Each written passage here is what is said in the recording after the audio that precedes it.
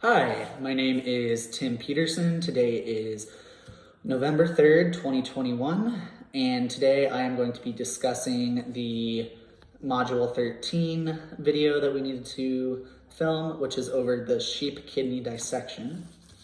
And here is the piece of paper with some of the terms and my name and date on it that I'm going to be using and referring to throughout the video today. So to begin, I'm going to name some of the structures or parts of the kidney that I'm going to be discussing. So first off, I'm going to mention the renal cortex, the renal medulla, renal pyramids, the renal columns, renal sinus, the renal hilum, minor calyces, major calyces, the renal pelvis, and the superior portion of the ureter. So to start off, here is our kidney, or sheep kidney, and I just made a cut down the middle, longitudinal cut, and we can see the inside of the sheep kidney here. So beginning with the terms I mentioned I was going to talk about today. I did not mention this, but first, the layer on the outside that encapsulates the kidney is known as the renal capsule, and deep to that is this portion known as the renal cortex, which is the first thing I talked about or mentioned I was going to talk about today. And then deep to that, we have the renal medulla, which is this portion on the inside of the kidney here, I'm kind of pointing out. And within the renal medulla, there are some different things I'm going to point out. We can see right here, this darker triangular shaped section is the renal pyramid.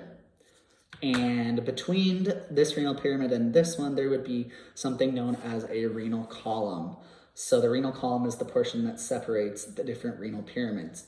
And together, a renal pyramid, a renal column, and then the portion of the cortex located above them would make up something known as a kidney lobe, which is going to be where urine is produced in the kidney. And within the kidney lobe, the urine drains into a structure known as a minor calyx. And together, multiple minor calyxes form something called a major calyx.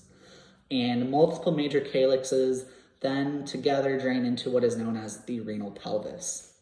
And from there, the urine is connected to the ureter, it's connected to the ureter, and the urine can drain out through the ureter.